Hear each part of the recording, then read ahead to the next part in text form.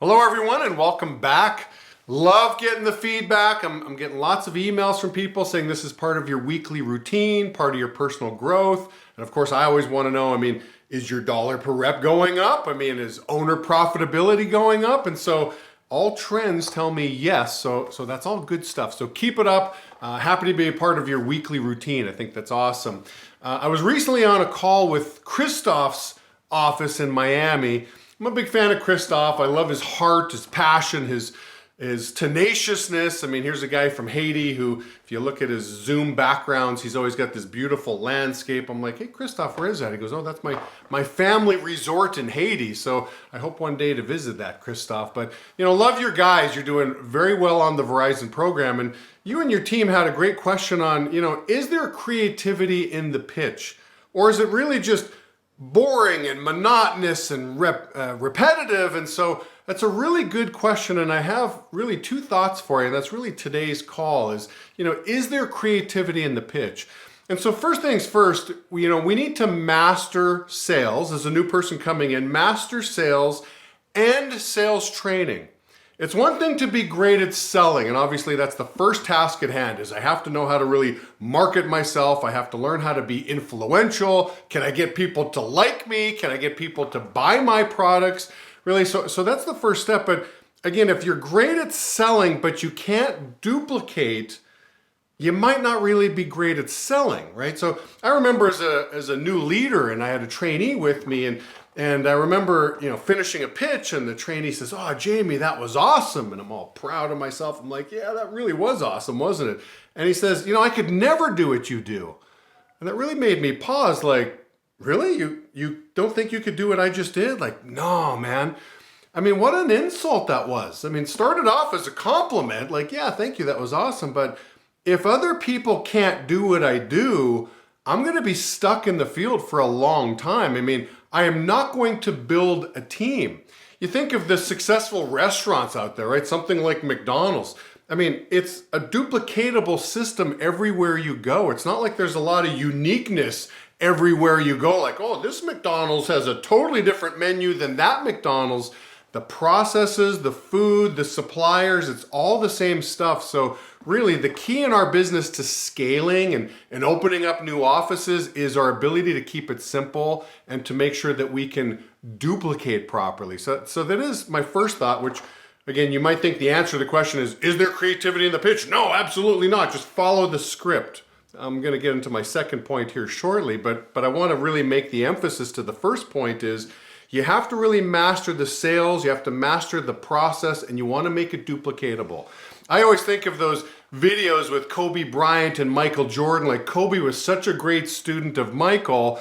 His moves were the exact same moves as Michael's in all these compilations that, like, wow, he really studied the craft, he studied the master, and he replicated what he saw with Michael Jordan. And so, that's really Kobe Bryant. Michael Jordan said it best, like, that guy steals all my moves. He is as close to me as anybody that's ever played in the NBA. And that's really what we do. But we have to have a replicatable process first and foremost, and then we have to duplicate that process.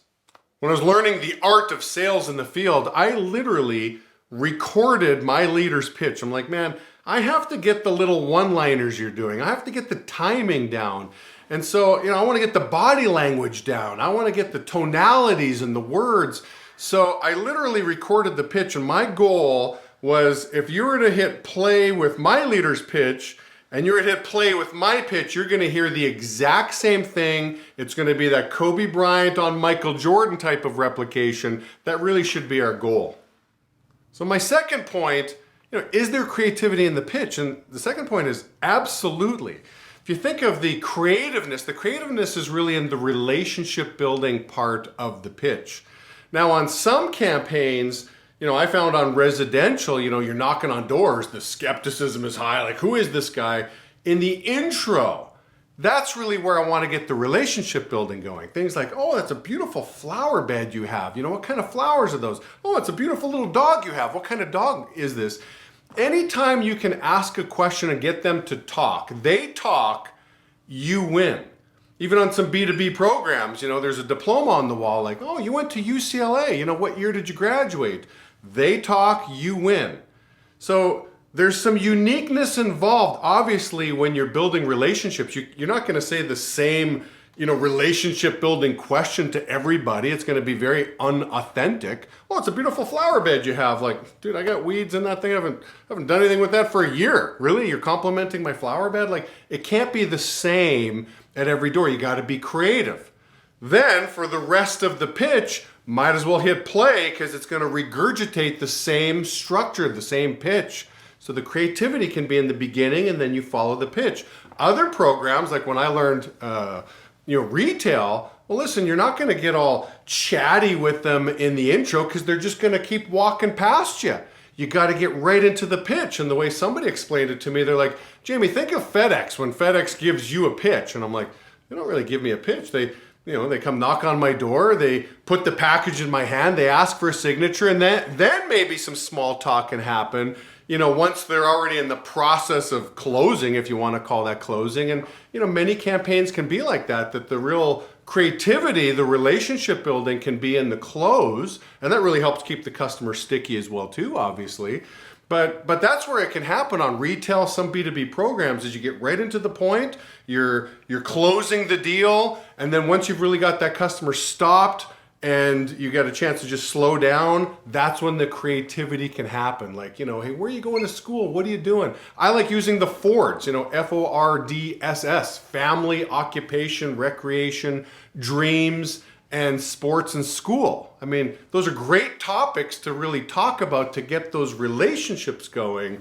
But again, in some campaigns, the relationship building is going to be on the back end, some's going to be on the front end, and those are the creative parts of the pitch. So again, talk to your campaign managers, talk to the superstars on the program, like where are they doing that exactly? But people don't buy from robots. It's not like we can just hit play all the time. There has to be that human element, that relationship building element. That is the creative part, whether it's in the intro or the close. The rest of it, duplication.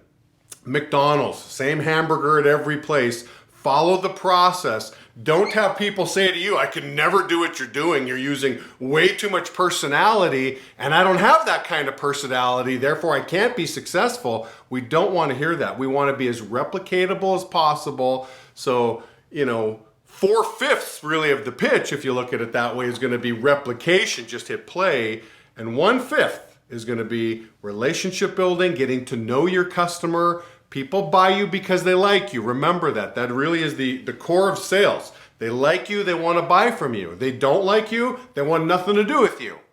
So ask again, your campaign managers, ask the high rollers, where are they doing that? And that's really my tip for you on where you use creativity in your pitch.